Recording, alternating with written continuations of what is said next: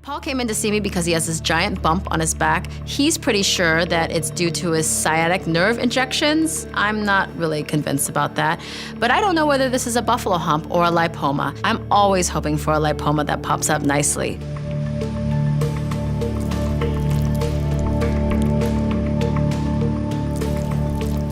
Okay, it is a lipoma for sure. Good deal. But I'm just trying to get it out of its little Pocket.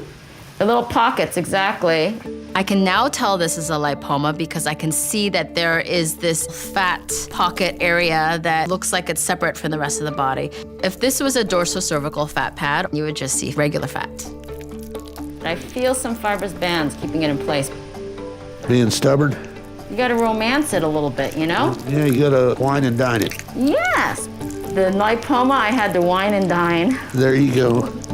This lipoma's been there for 10 years, so it's really made itself a nice little cozy home and it doesn't want to leave. It has really found all these nooks and crannies. There's a lot of fibrous tissue keeping it bound in place, so I have to really massage this lipoma out. Thankfully, Paul is really good-natured, and so he makes my job a lot easier.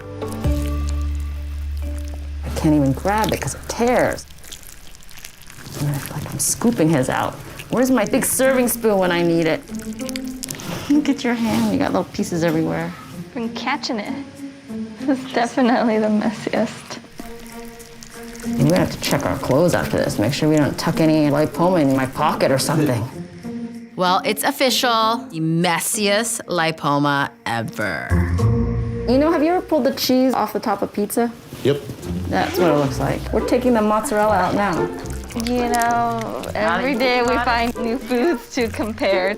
Can we have pizza for lunch?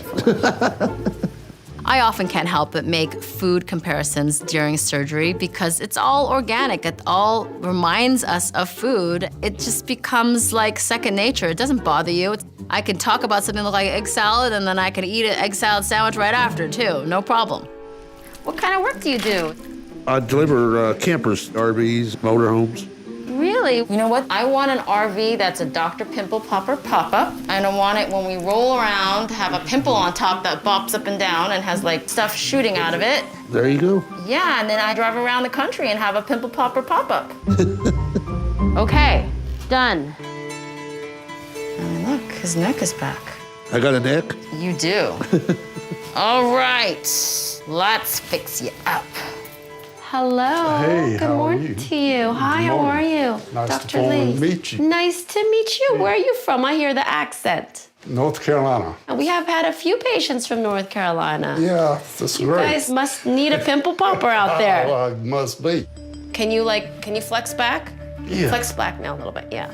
And then forward again? Yeah, I mean, I would think that this is above the everything muscle. else going on underneath there. I can't guarantee that we're going to remove this, but I'm gonna see what we can do. Okay. All right, let's see what we got here. It's official. It is an absolutely world record-breaking lipoma for me. Now, I still gotta get it out of there. I need to work out more.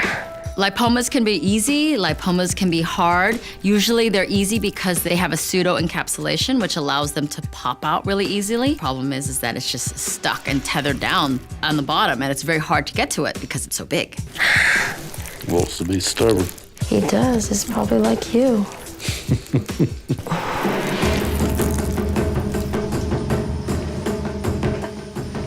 I wouldn't be surprised if this one broke the record for the biggest lipoma that I've ever removed. I think the last biggest one was maybe around 11 and a half pounds. So let's see what happens here.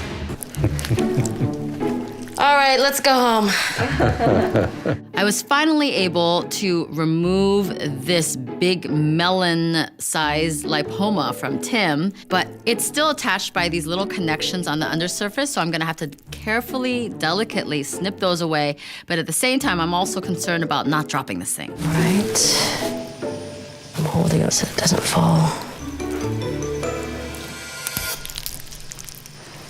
Guess what? It's out of you. All right. Do you feel lighter? Mm-hmm.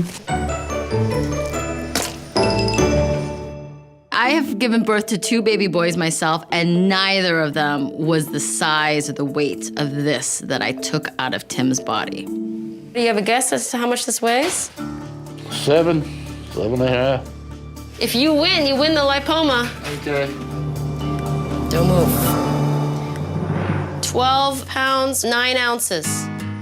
You broke the internet lipoma record. This was the heaviest mass that I've ever removed on somebody's body. That was the biggest, that weighed the most. That was definitely on the upper edges of a healthy baby. I mean, that was like a big baby. Let's talk, let's just talk. I don't even know what's going on with you, so what's going on first? I have a lump on the back of my leg. Okay, how long have you had this lump? Almost 10 years. Right before my first pregnancy, I started gaining a little bit of weight.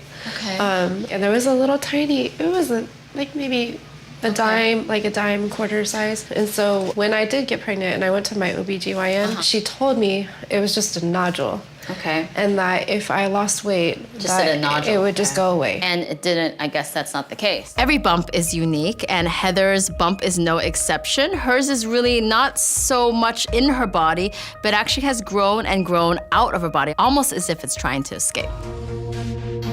Okay, you shouldn't feel anything other than us touching you and pushing on you, okay? Okay.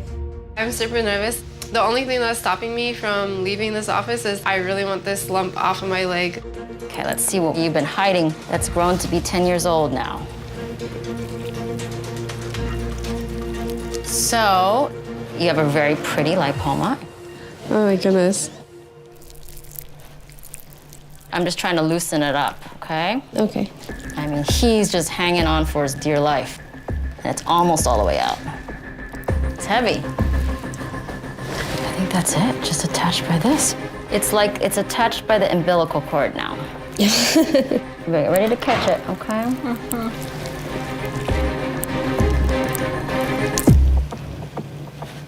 All right, catch it, catch. It's heavy. It's gone. Hooray! Thank you.